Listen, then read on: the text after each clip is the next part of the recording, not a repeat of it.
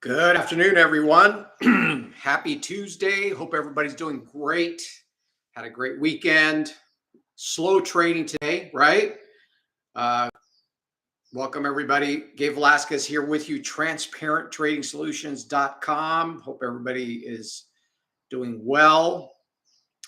All right, let's get right into it. A couple things. Again, if you enjoy my content, I'm on Tuesdays and Fridays. Give me a thumbs up. Give me some comments. Join the channel.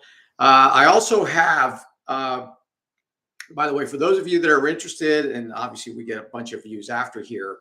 If you're interested, I am giving away, or if you will, free 5 live morning market methodology sessions. Right. So if you go down to the link below, you can sign up and I will, you can join us live and see what we're doing and get some levels where I actually will go through the charts, go through the whole shebang there for 5 days. Okay. So if you're interested, again, it's free.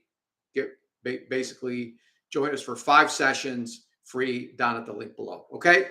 All right. So let's go ahead and get started. And pretty much, if we kind of recap the week, we had the NASDAQ, as I mentioned, I gave this level out via either the newsletter and last Friday, last Tuesday, that 13, we're down about almost 1,000 points from that level. And so that's all great and good. Hopefully some of you guys were able to take advantage of that. So the next question is, where do we go from here, right? Obviously, where do we go from here? And we are sitting, let's start with the S&P. The S&P is down about, it was down about 100. And as you know, again, just to reference some of the stuff I've been writing about, in fact, the newsletter, if you haven't signed up for the newsletter, that's also free. 2 weeks ago, if you recall, the last paragraph, my closure on that was basically admonishing everybody to take a defensive posture, selling calls against your current positions, maybe even buying some protection and so forth. But now that we've come down with Jackson Hole obviously being the focal point this week, basically it's just kind of like a Fed meeting, so to speak, right? We have that big speech at 10 o'clock Eastern on Friday. That's going to be a big market mover. I think that's why the markets kind of, are kind of in a holding pattern right now. So we've come off 100 points on the S&P. We're sitting roughly around 40. We had a narrow range today. And really, the 4,100 level is going to be key. We are sitting at, Dennis, yeah, how you doing? We are sitting at a daily accumulation level. But here's the thing. Can we easily break down through this? And here's the key. I've been talking about this. I think it hinges on interest rates, right? I've been talking about this. Interest rates. Let's talk about kind of the corollaries, right? Higher interest rates is hurting the NASDAQ.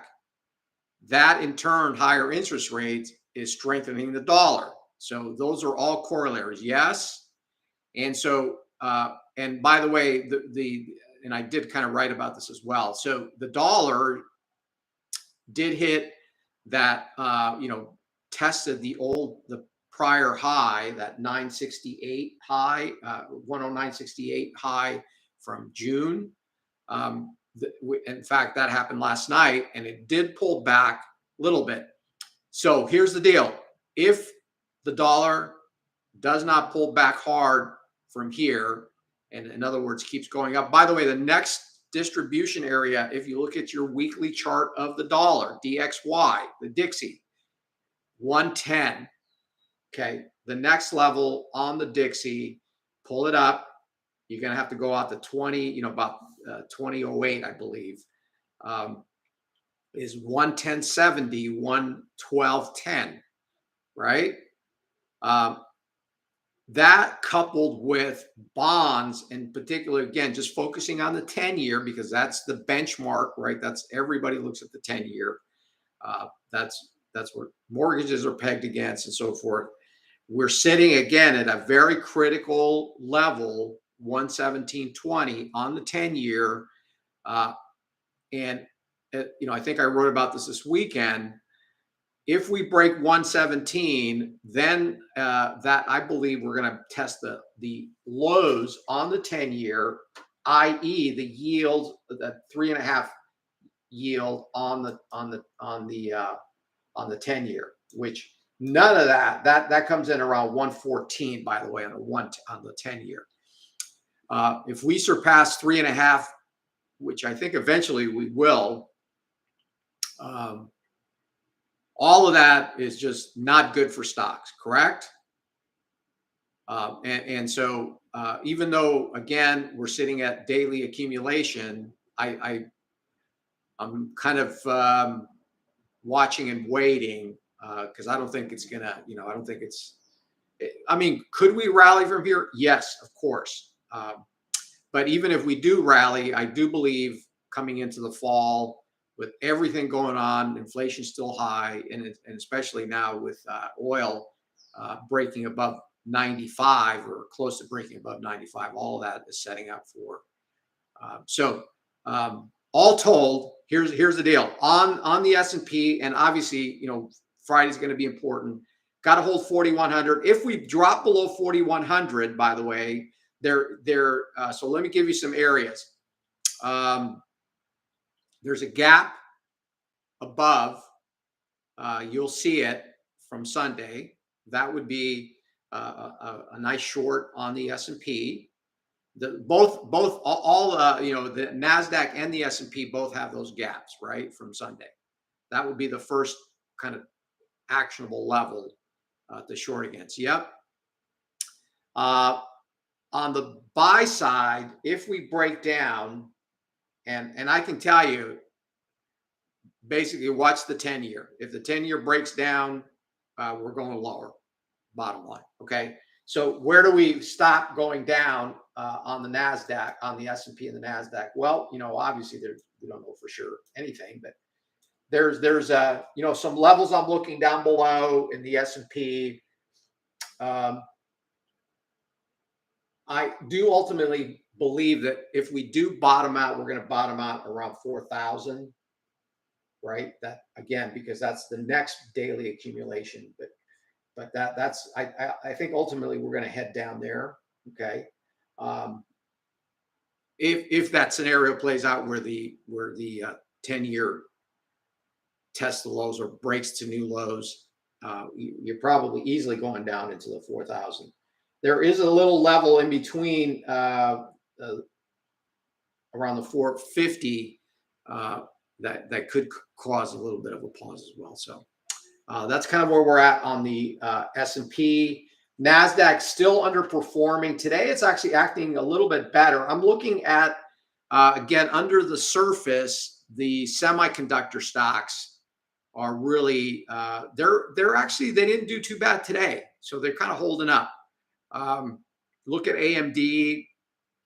One kind of interesting take on the NASDAQ. I'll give you guys a little bit of a tidbit here. If you're interested in options and stocks versus futures, right? Because I know a lot of you guys are futures, but there's more than. In fact, futures are probably the more risky, and I can tell you, the greater success overall for traders. So I'm going to ask you this: how many people in here? Okay, so let me ask you guys a question. Who do you think? What's the higher success rate for retail traders? Is it in options, or is it in futures, or stocks? What do you think? In other words, where are the lowest odds probability that people will make money over the long term? Options or futures? What do you think?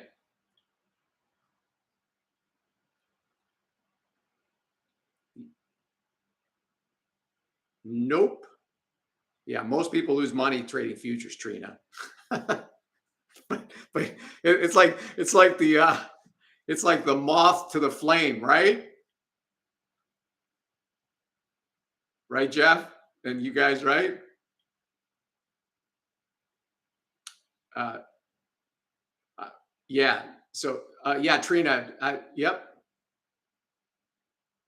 Well, exactly, Dennis. But so in other words, where do you have the best opportunity, at least to be successful is what I'm trying to explain to you, right? Right, Dennis. In other words, what should you be focused on where you at least is a little bit more forgiving? Exactly, Trina. Yep. Why do you think I have all these options classes? I actually push options quite a bit, right? But you get the idea. I don't know if you guys took my options class. I'm probably going to be having another one pretty soon here. But in any event, not to say you can't make money trading futures. I'm not suggesting that at all, right? However, Jeff will attest to this. Options are a little bit more forgiving, let's say, right? And that's why if you guys are want to learn about that, I'm going to have some more classes, and again, take me up on the 5-day trial thing that I talked about. Okay, free, all free. The free is the best word in the English language. Isn't that correct, everybody? Not necessarily, Dennis. uh, I remember we were in a TLT situation, which direction was meaningless. All we needed is volatility. That's the beauty of options, right? So you could totally be, you could do volatility, which is what I love about options. Correct? Direction doesn't matter as long as, but the problem with that is if you don't get any volatility. Yep, you got to get volatility. In any event, okay, everybody. So just let's wrap up here on this topic here, and that's why I love to do these lives because I love the participation. Right? I love talking to you guys and getting feedback and so forth. My favorite part of the day. I got a lot of time on my hands, so this half hour with you guys is. I always look forward to it. All right. Okay, so let's wrap up on the equities. Equities are kind of in that kind of no man's land, and I would tell you right now, this is why, again, just to repeat myself from last time or the last couple of times, I don't like labels. The bears will give you every reason, every rationale why the market's going to keep going down, and the bulls will make the opposite, and that's what makes the market, correct? And I think we're in that. I think we're in that fuzzy area at the moment, right? I really do believe we could go either way right here, where we're at, because we've already had a massive rally. The key is whether we hold 4,100 between now and the end of the week, right? Wouldn't shock me if we start heading back up again, but I'll let you guys know, okay? And I'll be putting on some positions as well. I'll also tell you, the Russell right around 1800 is looking pretty good too, okay? All right, so that pretty much is it on the tie between stocks, bonds, and the dollar, right? Now, on the dollar, I've been talking about the yen. I've been talking about, the euro. Euro finally broke par, as we all know. The question now is, particularly on the yen. So there was an interesting development, with the dollar. If you look at your yen chart, the dollar pulled back pretty hard this morning, right off of that high again, right? That 109, that prior high. I don't know if you're looking at your chart of the DXY, you can see the thing pulled back pretty good, and then started gaining back up again. But look at the chart of the yen. So here's the deal on the yen. If the dollar really starts falling off here, which again, if bonds rally, the dollar will start falling off again. So all kind of tied together. But here's the trade. If the dollar falls off pretty sharply here, we finally have the first kind of area of buying in the yen. Now, why am I focused on the yen? Because the yen is ultra sensitive other than the euro, and the euro has nothing to work with really on the long side. But the yen did develop something today, if you check it out, that could be a situation developing there. Okay, so just throwing that out there for your edification. So check out the yen as a proxy, a big proxy for a top in the. Now, I'm not suggesting that we have a top in the dollar yet, but it's getting pretty stretched, and I do see a big pullback coming in the DXY. Now, if you want to play that, the yen is the way to do it. Okay, you guys with me on that? Type in the chat if you understand what I'm talking about. Okay, and if you can kind of see that, but it's got to happen in the next couple of days, right? Because if the dollar keeps shooting right back up above the highs, we don't have until about 110.70 where to stop. Okay, so check it out. All right. And lastly, it related to options. I know we've been talking about TLT, right? That's another great way to play the options market and interest rates. So if you're not used to looking at TLT, you should start looking at it. Now, here's the thing. If TLT breaks 112, which has been hanging out at 112, if you take a look at your chart of TLT, I do believe at some point TLT will go to 100, right? If that whole scenario that I just played out with 10-year breaking testing the lows, TLT goes to 100. How do we take advantage of that? Well, that's where the options come in, right? So that's another great setup. I'm going to be putting that out to my TTS members probably in the next few days. Okay. So TLT, check it out, and I would do it via options. Okay. Now I did kind of tease this. Pull up. Here's another way to play options. This is a proxy, by the way, for a short NASDAQ. Okay. I don't know if you guys know the symbol. It's SARK. How many of you guys know SARK?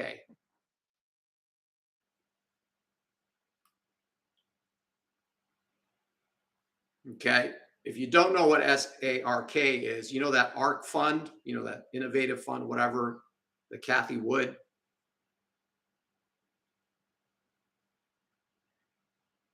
Check that out. That's ARKK. ARKK is the actual fund. It's down, gosh, about 80% from the highs. It's got, Peloton, it's got Tesla, it's got all kind of stuff, right? But what is SARK? SARK is the short, leveraged short off that. That thing went from if you pull it up right now, that in the last this little sell-off we had in the NASDAQ, it went from 46 to 55 in literally 3 days. So it's got a ton of alpha short the NASDAQ, right? The last time we had a sell-off in March, it went from 43 up to 80. Okay, so buying calls on SARK is a proxy for you want to get some juice shorting. If the NASDAQ falls another couple, 300-400 points, that's the way to play it, right? Other than obviously the futures contract, which with micros and so forth. Okay, so just giving you a little bit of a tidbit there. Okay, SARK. We'll check it out. Right now, it went from 45 to 55 in the last 3-4 days, right? And think about the options that, and you know, coincidentally, the premium's not too bad on that thing, and the spreads are really tight. So that's your freebie for today. Okay.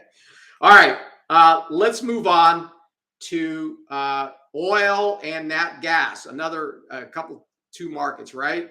So nat gas, interesting development today. You guys know I've been super bullish on nat gas, correct? Been writing about it, whatever. It hit 10 right on the button almost today. It is rolling over tomorrow. And it's going to the October contract. It hit 10 on the button and it pulled back about $1. The next level, as I mentioned the other day, is around 12 on nat gas. I do believe that nat gas eventually is going to go back up to 15, 16. Okay. However, if you check out the charts, every time we've taken out the prior highs in the last 6-7 months since the incursion of Ukraine, it's had some pretty good pullbacks. The first pullback took it from 9.5 all the way down to 5.5. The second pullback took it from 9 3/4 down to about 7. It's going to be interesting. Now there are all kind of ways to play this as well. Obviously, the futures contract, there's a small version of the contract, still $25 a penny, and then there's the KOLD. So check this one out, KOLD. That's a double short nat gas. It's a little, by the way, today, you know, that $1 move from 10 to 9 took that thing from the KOLD. It went from, it moved $1 from the highs to the lows. That's a $10 number. Went from 9 to 10.5. How about that for some movement? Right? Yeah, it went from 920 to 1080 today. On the drop of. So I'm going to be setting some trades up with that. Yep. So KOLD. If we have to break a couple of levels in order to confirm that this is just another garden variety pullback in nat gas. So we'll be checking that tonight and possibly looking at that in the morning. Okay. So on the future side, there's also a couple levels I'm interested in. One shorting level right up against this high today that was made, and then on the downside, there's still a bunch of down. I mean, if this thing starts falling, as if you recall, I mean, I wouldn't recommend nat gas for everybody. It is extremely volatile on the future side. That's why UNG, maybe buying puts on UNG or this KOLD or even oil on the long side. That's even really volatile. That thing's gone from that thing went from 45 to 110. Oil. That's the double leveraged. Yeah, I mean, you talk about some volatility. You thought futures were volatile. Yeah, that thing went from 70 to 125 in the last run up. That BOA, that's the leveraged long. Okay, and then oil. Again, as you guys know, I've also been very bullish on oil. I do believe oil is probably heading back up over 100. It kept pushing around that 85. And I did make mention, notice everybody got super bearish on oil around 85. And now looks like if it breaks 97, it probably is got a clear path all the way up to about 110. So I am also looking at that. And I've been mentioning, on these YouTube videos, USO is another way to play it. And also on the long side of the futures contracts, I have some levels that I've already pegged out. to go long as well there. Okay. And by the way, if oil does go over 100, what do you think that's going to do to stocks? Right. That again, that's not going to be good for stocks either. So that is your number one inflation proxy, correct? Is oil. So you got to keep an eye on oil and look at the correlation. If you check out when oil peaked, what oil has been doing basically since we bottomed in mid-June in the stocks, oil has been doing nothing but going down. Again, put your chart side by side, and you can see the correlation, right? And so conversely, if oil starts rallying here, you're going to probably get some pressure on stocks as well. So keep that in mind as well. Okay. Lastly, grains. Again, interesting development. And in fact, I'm trying to get long wheat. Probably, maybe we get long tomorrow. I actually put out an order yesterday, but we didn't get filled. Look at wheat on the December contract, and it did. It's been one of those commodities that has got really hit in the last, which is really counterintuitive because you would think, with Ukraine and all that, and it did spike initially, as we know, right? Had that huge spike and then just gave it all back plus more. But I think now we're at the point where, these grain, if you've been watching the grain market, soybeans, corn, all are starting to actually start heading back up again. So again, there goes your inflation scenario as well. But interesting, look at wheat. I think wheat is maybe, you never know for sure. And, I can be totally wrong on this, but could be also putting in a bottom. Now, again, there's several ways to play this. There's WEAT ETF that tracks wheat. That's a little $8-9 number, which is a great way to play, again, with options. And then obviously we have the wheat contract, which is extremely volatile, by the way, and very thinly traded. So be careful on that if you're going to play that. And then corn, there's a big gap above. And then soybeans also, the whole grain complex looks like it's heading back up again. So I would definitely be looking at those as on the future side as a alternative to like today where stocks did nothing, just kind of a narrow range and so forth. So there's some other alternative markets that you guys have to focus on. Okay. All right. So I think that's going to wrap it up, everybody. So, again, Jackson Hole, the speech at 10 o'clock on Friday. That is going to be the market movers. That's still another couple days away. But I do believe that is going to be the next kind of catalyst in the way of volatility. And that will create volatility against all the related markets, right? Equities for sure, bonds for sure, dollar for sure, and possibly gold, silver. Gold also looking like it, again, gold is a dollar play. So we are also trying to get long gold. Talked about silver a little bit. Okay. All right. So finally, again, just one last plug here. Sign up for the newsletter, sign up for the channel. If you're interested in joining me for 5 free sessions, go ahead and sign up. Again, free. Not going to, yep. So if nothing else, I'll see you guys on Friday after the Fed. So let's see what happens. So hopefully that was helpful, and I will talk to you soon. If you need to contact me again, you can contact me, transparenttrading.solutions@gmail.com.